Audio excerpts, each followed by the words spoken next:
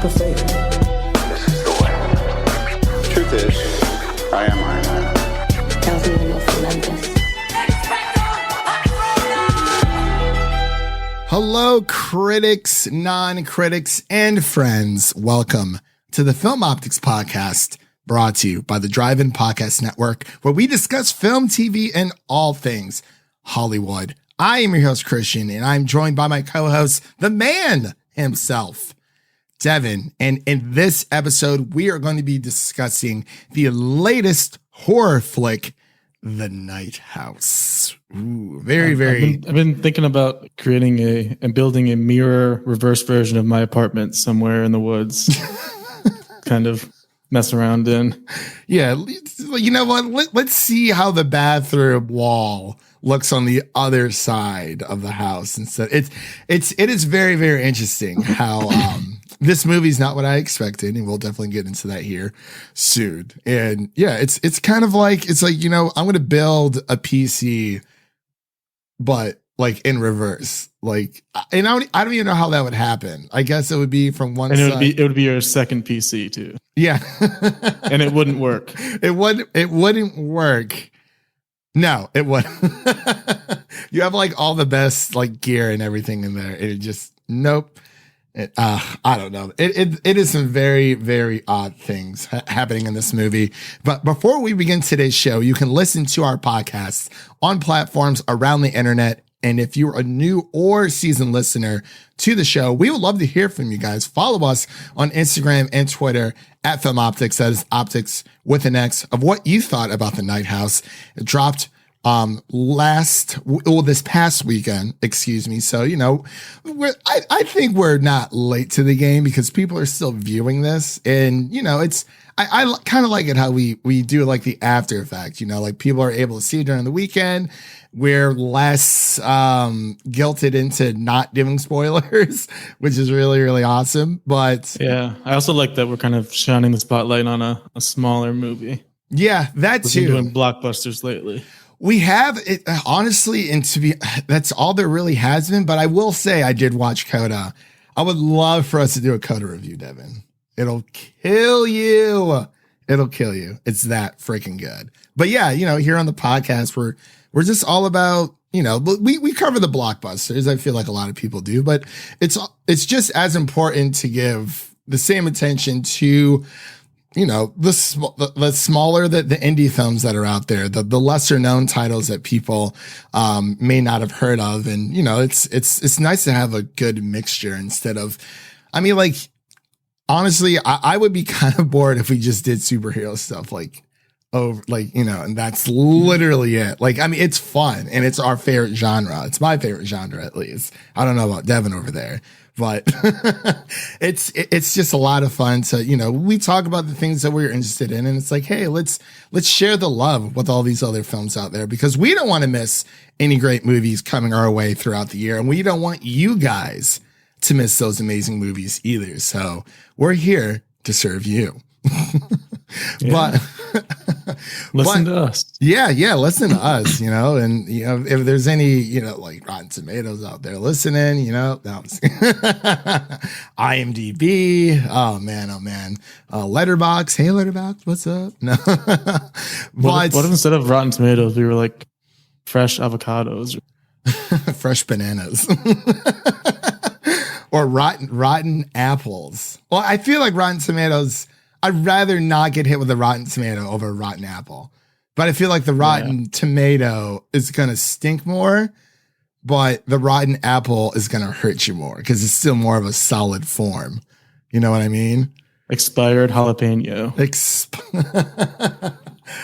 Oh my God. I'm day old bread. Yeah. Week old bread, stale bread. Yeah, there's I don't know. Would it be mushy bananas instead of like bruised bananas? There we go. I like that one. Bruised bananas. That's a good one. I wonder how they came up with Rotten Tomatoes. Like, just as, hey, it's going to be like a film critic website where people can, plug in their reviews and they're Rotten Tomatoes approved. So I feel like it was a thing where people would throw tomatoes on a stage. Maybe I just made that up. I don't know. I mean, that also could be a thing, but I mean, hey, the world will never know. Maybe I'll just email them and be like, hey, like, can you like send me some PDFs on like the history of Rotten Tomatoes? Just send over a PowerPoint. Yeah, just send over a PowerPoint presentation. You know, I'll read it. I'll do a whole shebang. We'll do an exclusive podcast episode about it for those who want to know the history of Rotten Tomatoes, and then we'll do one for IMDb as well. So I think that would be pretty cool. But yeah, so let's actually get into our review. But before we start our review of The Night House, we'll be back after this short break. My husband took the boat out on the lake. He took a handgun that I didn't even know that we owned, and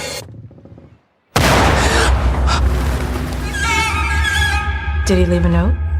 he did.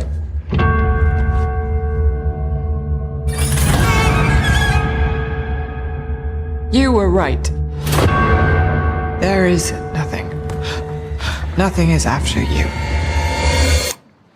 You're safe now. Devin, oh Devin, this movie is actually, I was, wow. It kind of messed me up a little bit, but the director, David Bruckner, I think he did a pretty good job. The writers include Ben Collins and Luke, can you Piotrowski. There we go. So from now on, I'm going to let you I accept the challenge. do all of the casting, the writing, directing, because I mess up every single time. And no matter how many times I practice beforehand, it just comes out really, really bad. So I'm going to let you take over the rest. I can say Rebecca Hall, but Yeah, good old Rebecca Hall. We got Sarah Goldberg, Vondie Curtis Hall, and that's the main three there. any relation? Doesn't look like it. No, there is no relation whatsoever. But for those who don't know, Rebecca Hall was recently in a Warner Brothers film earlier this year called Godzilla vs. Kong. And you might know Vondie Curtis Hall from Daredevil, the Netflix series as well. So, And Sarah Goldberg from she was in something I saw. she is from Barry. Yeah, that's right. Something I still haven't watched, and I know she's a part of that cast. But the story is as follows. A widow begins to uncover her recently deceased husband's disturbing secrets. And that's the bare minimum you get. That's all you get. And figure out the rest. That's it. That's our review. We'll see you guys later. Go watch. That's it. That is literally like that was IMDb's synopsis there. So I thought that was pretty. I was like, I like IMDb when it comes to like their synopsis. It doesn't tell you too much, but this is like bare minimum. Yeah. Which actually might be a good thing for this movie. I will want to go in fresh. Rotten Tomatoes fresh? Looks like it is.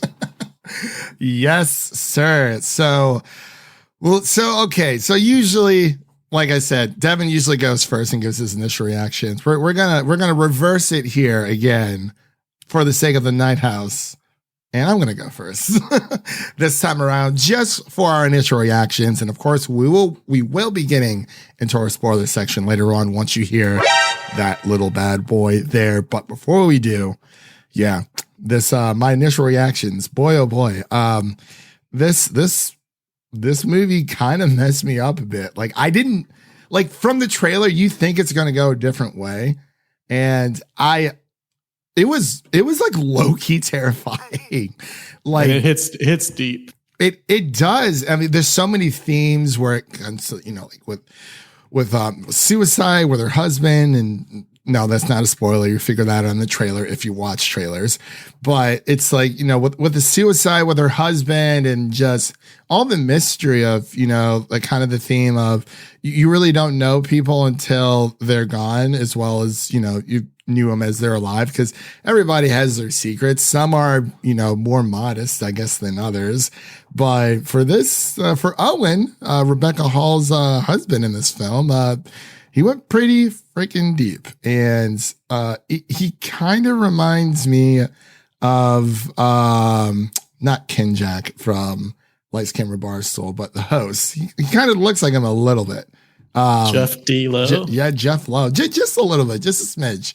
No, maybe like distant cousins or something. I don't know. Maybe it was like a certain light. I was like, that's Jeff Lowe from Lights Camera Barstool. Like I guess a more skinnier, fit version of Jeff Lowe. It's all right. But yeah, this film was. And Devin knows this, and for people who haven't listened to the podcast before, I'm not the biggest horror fan, but like I was kind of like, I was digging it because like there's so much mystery in this, and I was like, oh, what's gonna happen next? And by the way, has one of the best jump scares from any the best in years, I would say. Yeah, for sure. Probably since Hereditary. Yeah, ooh, yeah. I can definitely see that. Like. That scared the crap out of me, dude. Like I was shook. Like usually jump scares don't get me, but I was shaken up for a couple minutes.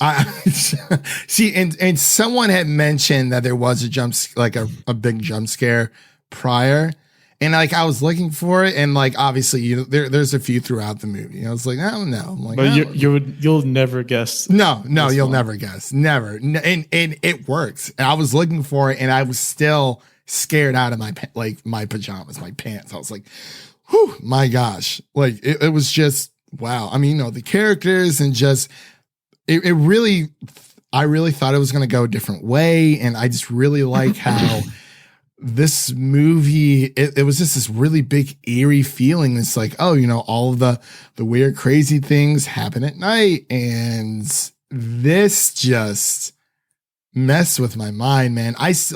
I really liked it, but I'm not sure, like, when it comes to like the big reveal and stuff, I wasn't very clear on what was going on or why it was happening. But, I'm sure we'll get into our groups about it later on. But I'll pass the baton over here to Devin so he can give his initial thoughts on The Night House. Yeah, I mean, I think we might have a hidden gem on our hands here because I have not really seen anybody talking about this movie. Have there been some people putting out reviews for this one that I haven't seen? So a few people that I follow on Twitter, I know Matt Neglia, over from Next Best Picture podcast, or the website, as well. They watched it. A few people here and there, but nothing it doesn't seem to be getting much coverage, and it definitely hasn't been getting advertised very much because we saw the trailer, but it was only before like horror movies in the actual theater. Right. I haven't seen it anywhere else. Yeah, no, I haven't seen it anywhere else either. Much like Reminiscence. Yeah. I think it might have had the same amount of marketing, if less than Reminiscence. But yeah, I've been seeing this trailer for like, I want to say the past like 6 months, it feels like. Yeah. It feels like the trailer before in the theater has been there for a while, and I just kept waiting for it to come out. I was like, that's a good trailer because the trailer is really good. Yeah. That's what got us to watch it. Yeah. And I think the trailer itself really subverted a lot of people's expectations because I mean, I've like as many times as I've seen it, it was still like kind of creepy. I was like, what is this movie? Yeah.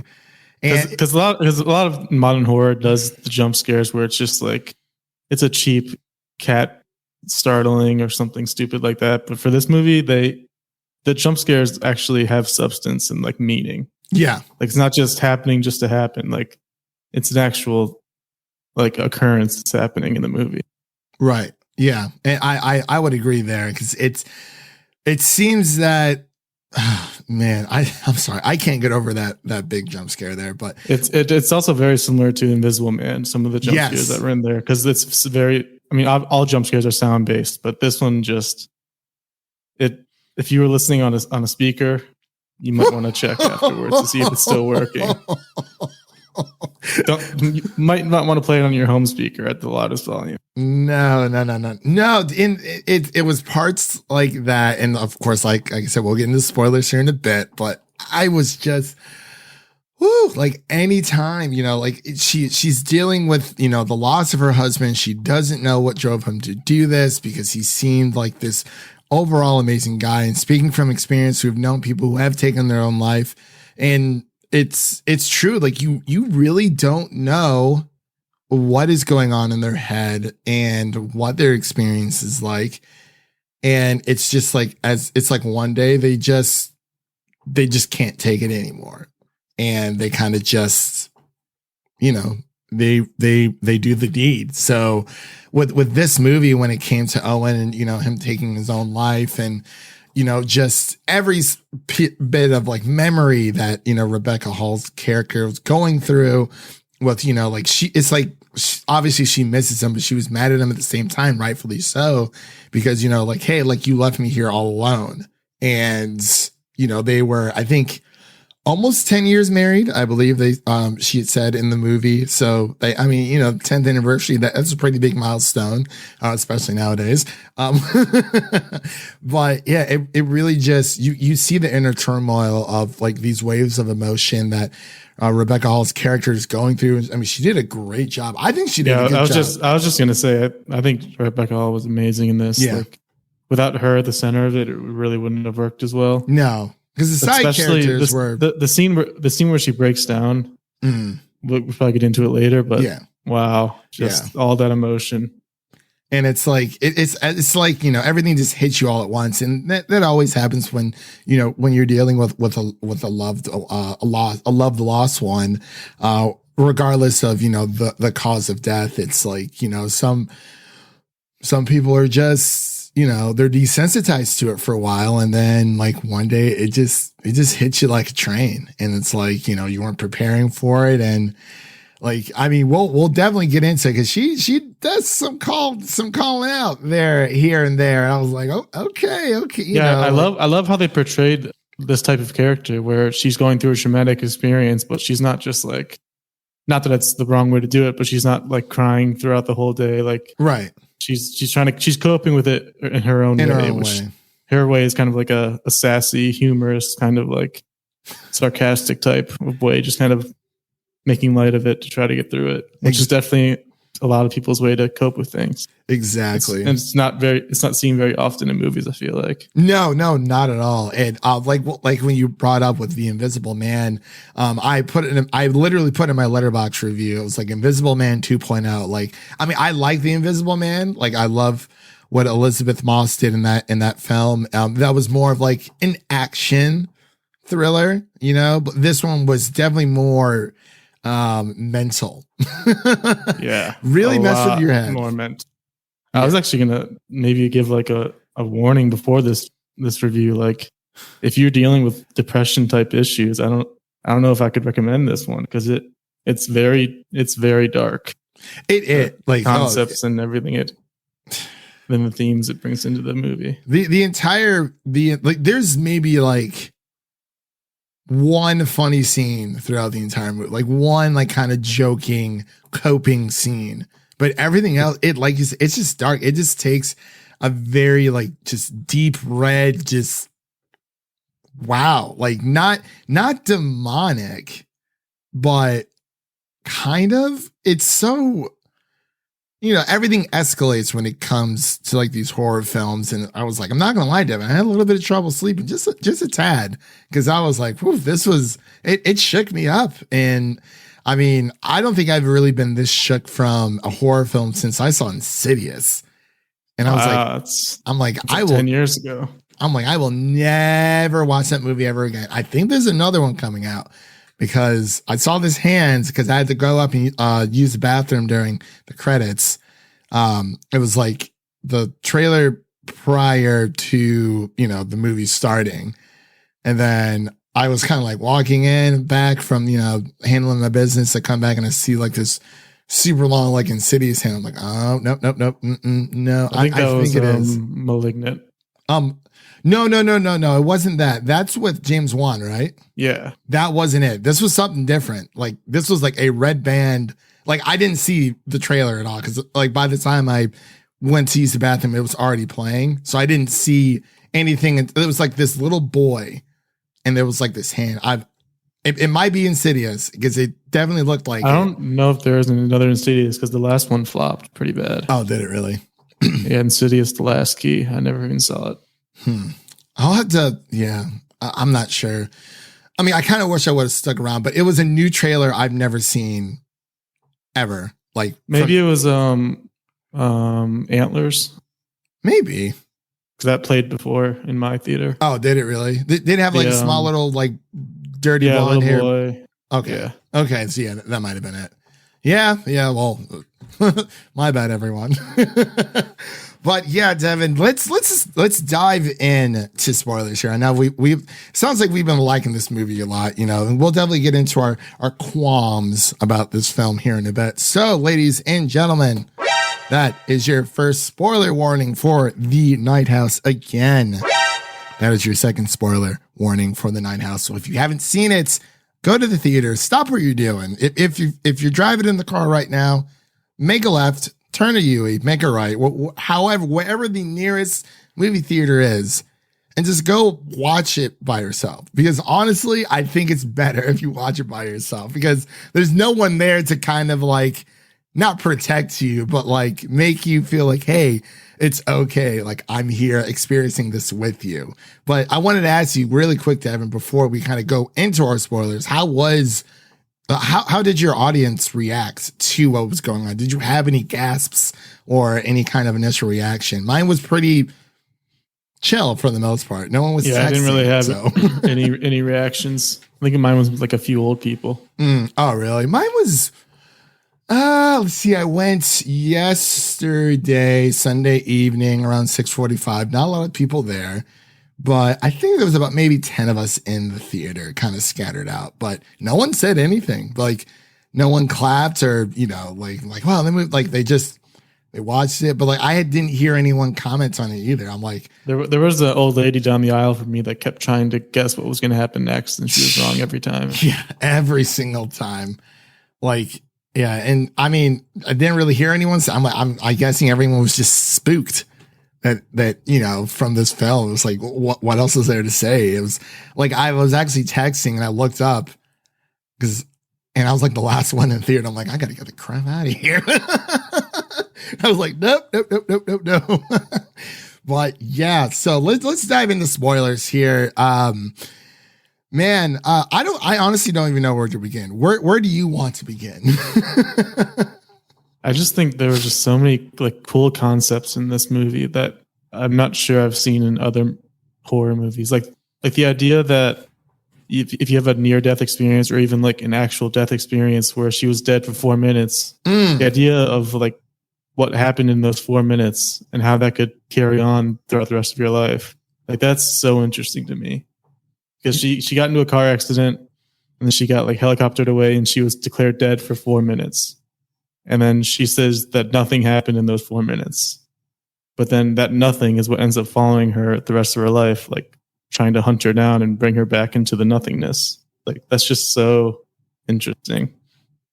Yeah, that part kind of creeped me out. I was like, okay, is this like a spirit? Is it a demon? It didn't seem like it was a demon, but there was like the whole totem thing.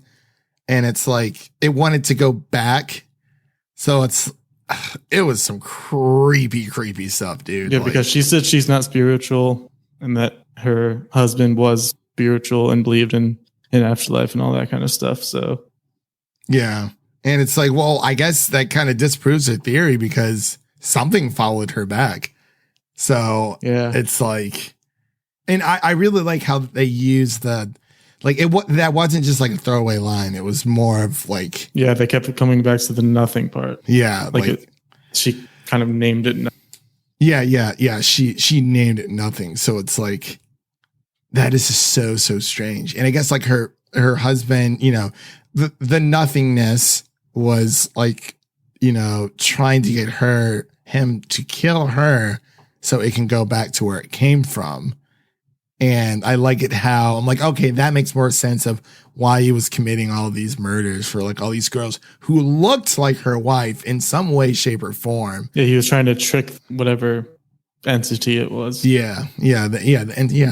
entity, and it was, whew, man. I was like, even like within the first like 10 minutes, they just dive right in, and you see that weird shadowy figure, and it kind of turns. I was like, yeah, that was a great part in the trailer.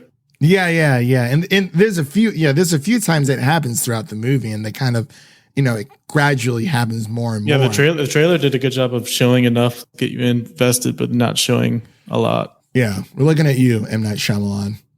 Yeah. I mean, made a great trailer, but I was really happy that this film wasn't, we didn't get all the big moments, because there was a lot of stuff left out of the trailer, and the trailer was cut. We got to talk about that jump scare, dude. Well, okay, she's just nodding off in her nice friend's lap. Her friend's very supportive, helping her out. She finally falls asleep. And then loudest noise. And it goes on for it felt like 30 seconds. It goes on. Dude, it woke me up too. I wasn't falling asleep during the movie, but I was I'm okay, it was weird, because the conversation they had lasted a while, and then it kind of just hones in, and her friend's like, she dozes off. Yeah, you sure you don't want me to stay? And it's yeah. You feel nice and safe. And then bam. I had goosebumps for a couple of minutes after that. No, I did. It was so loud and just wow. Oh my God. I was legit scared there for a second.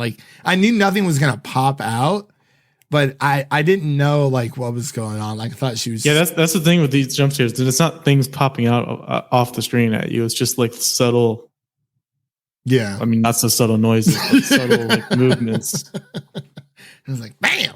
Oh my gosh. It was that really it actually kind of shook me to my core. And then for the rest of the movie, I was on my toes and on my P's and Q's and what is going on here? And yeah, like I said earlier, the only issue I really had was I was kind of confused of what the nothing was and why there was a second house that he was planning on building. My interpretation as to what the nothing was, I just kind of saw it as an analogy to depression. Yeah. In general. I mean, I don't want to speak too much on it, because luckily I don't think I've ever really had depression issues in my life. But I know obviously a lot of people do, but it seems like the nothing is just kind of a void or a darkness that depression causes in people. And it's just something that they try to get away from, but it just keeps tracking them down and trying to consume them. Yeah, much like I got to bring up Harry Potter. So much like in Harry Potter, with The Prisoner of Azkaban, the third movie, the third book. However, whichever one you watched or read, J.K. Rowling, she was going through a lot of depression. During her time of writing, we're starting to write these books, and the Dementors are a symbol of depression. And that's why they are these beings, or these entities that, that follow people and suck out all the happiness in their life, all the joy, all the, the good times, the good memories. And it to the point where it literally just leaves them as a shell of their former selves until they pretty much kind of just, they die. But the interesting part about this movie is that they explore following and latching onto the husband in the relationship, other family members. That's interesting too. Yeah, because obviously depression isn't really contagious or anything. But no, it can have a toll on people around you too. Well, they kind of talked about if sleepwalking was contagious, because they're she had said that Owen used to sleepwalk. And I was okay. And then they talk a little bit about sleep paralysis, which people know is a common thing. I think a lot of, some people I know have experienced it before. And it's okay, so, because, they're kind of the opposite of each other. They kind of explain that, whereas sleep paralysis is where your brain's awake, but your body isn't. And then with sleepwalking, your brain's asleep, but your body's awake. So it's two different things. Which, the night house, hey, we got the nice little house over here, and then we got the reverse over there. So I do wonder if the husband was actually sleepwalking or if he was just out building. Yeah. And it's I'm still trying to figure out why he built that house. I guess it was to trick the entity that was. Yeah. He wanted the entity to think that it was the exact same, I guess. Yeah, that was the number. I was very unclear about that, But the ending boat scene, Devin, that was like... It was intense. Very intense, very, very powerful. You know, this entity, it's like, and I really like your analogy how it's, you know, the entity is depression, because it makes sense where it's just like, you know, it's just this thing that takes over your body. You didn't ask for it. And I mean, you know, that's a really good interpretation. And you try to deal with it. You try to get rid of it. You try to have your family members help you with it. Like, yeah, it just kind of affects them too. Not gonna lie, I thought that like, you know, her friends and her neighbor were kind of in on something, and like I guess they kind of sort of were. I thought her friend was gonna be in on it at the end. Yeah, because I thought she was gonna have a thing with the husband. Yeah, or something like because Vondie Curtis Hall, like he was like, oh, he's like, you shouldn't be around here in these woods and blah blah blah. Yeah, he was getting fishy at the end. Yeah, he's getting a little too knowledgeable there. Getting a little too self-aware of what was going on. But you know, it just kind of turned out that, you know, he knew something about the husband and whatnot, but he didn't know that, you know, like God knows how many bodies he had killed. And it's like, but that's the thing I was going to bring up, because that's probably the weakest part of the movie for me, is like the whole murder mystery with her husband, because they didn't really dive too much into it. It's never really clear exactly what happened, because for all we know, like none of that could have been real. Those bodies she could have just been seeing. Yeah. Like, much like the text message. That was creepy. He's like, don't be like, you know, don't be scared. Yeah. The stereo just blares on out of nowhere. And then she gets text messages from come down. Yeah. I was like, nah, I'm good. Nah, man, I'm cool. But yeah, it feels like, kind of feels like the studio just wanted to add another interesting element, so they kind of added the murder mystery part with the husband. Yeah, I mean, like it makes sense why he was doing it, but it's like, yeah, it was like they kind of threw that in. It's like, oh well, you know, why was he building this other house? And like I said, I'm still not very clear on that part, but yeah, I would definitely agree with those gripes there, because it gets a little muddled, but like overall, I think this is definitely one of the best horror films of the year, and we got another one coming up next week, Devin, or technically this week. Candyman. Technically comes out this week. Candyman. Yeah. Nope, not doing it a third. Well, we're not looking in the mirror, so no. I mean, we kind of are. Yeah, let's a camera lens. Let's not.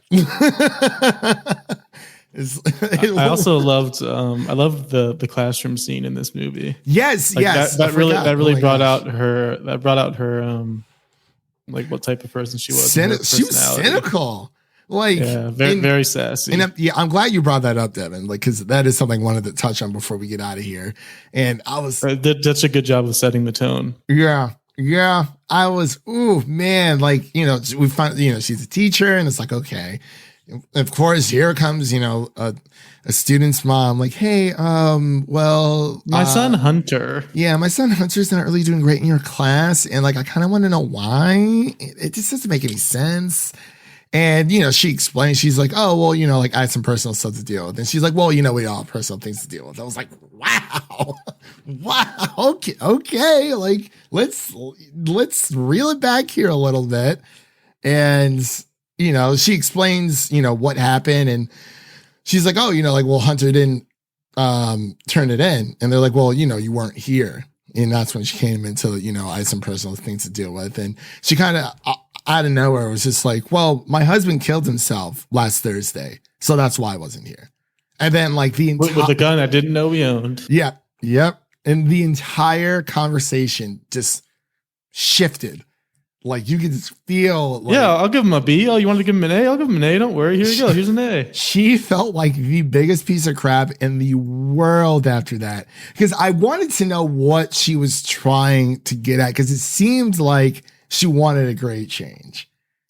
But she's like, oh, no. I was like, yeah, it seems like you were going that way. But that was I think that was probably one of my favorite scenes in the entire movie. Just the way how she, you know, it was her still trying to control everything that's going on, and like her not wanting to deal with the situation. It's like, you know what? I know what you're here for. Let me just give you what you're here for, you know, so you can go on your merry way. and everything like that. And her just not caring about just like anyone's feelings and just that in the bar scene. Yeah. The bar scene, that was, with the note, like there is nothing, is like, you were right. There was nothing, after you. Yeah, it's just some crazy stuff, man. And like, I just love, I really, really like this movie. At first, when I came out of the theater, I wasn't sure what I thought about it. And I was like, I slept on it. Well, I tried to sleep on it, but it was, and I thought about the next thing, like, wow, that was actually a really good horror movie. Like it did. It's one of those ones where the more you think about it, the better it gets. Yeah. I love movies where you can kind of like think about it on the drive home. Like you maybe have like maybe a 20-30 minute drive home. Makes it easier when you're just like dissecting what you just watched. Right. It's definitely one of those. That's how I was with the Green Knight. When me and Leo had recorded, and I was like, yeah, like at first I realized it was so like, I mean, it's A24, it's going to be weird, but I thought about it and I watched a few videos. I'm like, oh, you know what? Yeah. And like, we started talking about it more, through the review, which you can definitely find on the podcast. It's accompanied with our, Jungle Cruise review as well. But yeah, I was like, yeah, like I'm really like starting to like this movie more and more, and I want to go see it again. And even with the Night House, job well done, because it scared the bejesus out of me. But I liked it. I was like, okay, this is not too bad.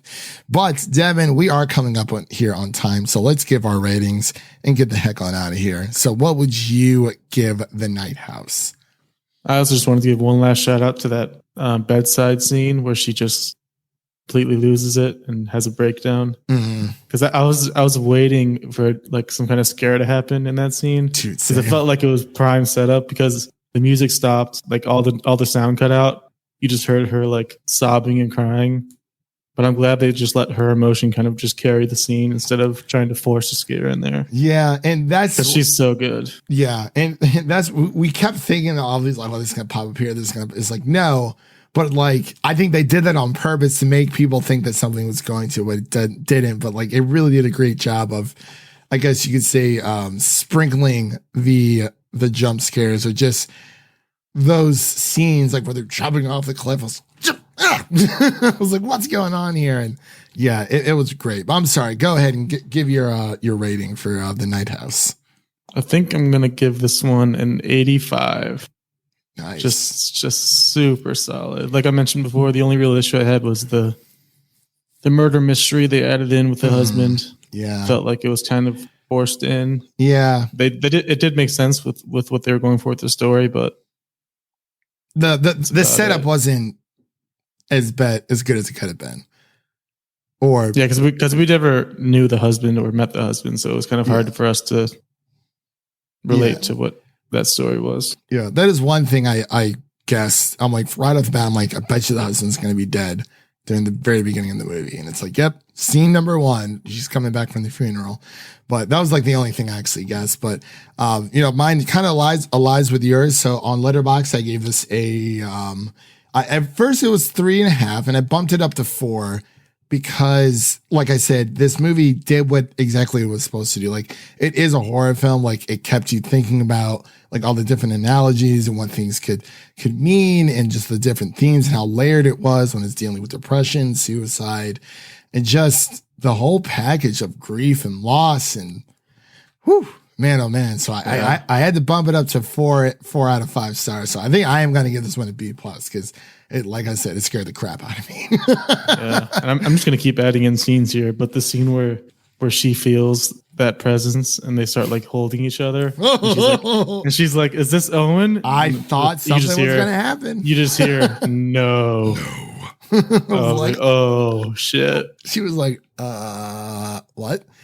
And she just, like, her guard just went up. Yeah. Like, whoo, man. That, and yeah. It's creepy. I do feel like this did a better job than what The Invisible Man did, but, because the theme was kind of similar. Well, the plot where, her, Elizabeth Moss's boyfriend or husband or whatever, you know, with all that stuff. And like, it was just kind of the same thing, but I think the Night House actually did it a lot better when it came to actually feeling unsafe and like just vulnerable and scared and just terrified at the same time. Because like I said, they're pretty different to me, but I'd say they're similar themes. I like them similarly. Yeah. I would definitely go back and rewatch either of those films for sure. But I think this one did a lot better job of scaring the crap out of me, because there was this one had the supernatural, the grand jump scare. I think that actually deserves the granddaddy jump scare of them all. Yeah, job well done. Nice little clap there. Nice little clap. Job well done. Rebecca Hall, the whole crew, David Bruckner. Job well done. I haven't really used this in a while. Yeah, we'll get back to it. But yeah, that pretty much concludes our review of The Night House. And always, Devin, thank you always for coming on. You know, we do this every week, sometimes twice a week. Actually, it has been twice a week. So I think we're killing it so far. Definitely killing it. So, there we go. Man, oh man. So yeah. So solid B+ for me for The Night House. What's coming up on the pod, Devin? We have What If episode 3 that will probably drop on the Thursday after it drops. And then we have our Candyman review that's going to be dropping early next week on Monday. Oh my gosh, today is the 23rd. It'll be dropping on Monday, the 30th. So that's going to be a lot of fun. And we also have our Shang-Chi review coming up within the next few weeks. And we have a nice little surprise for you guys. We're going to wait. I think we should wait until Shang-Chi to reveal that one. So that we'll put that in the docket for sure. But yeah, that pretty much concludes the review here today, guys. And we'll see you guys in the next one later on. Have a good week, everyone out there. It's been a long week already. It's only Monday, but see you guys later. And that's a wrap for today. Thank you all for listening. And if you enjoy the show, leave us a 5-star rating and review on Apple Podcasts, and follow us on Twitter and Instagram to stay in the know. That was Devin. My name is Christian, and we'll see you guys next time.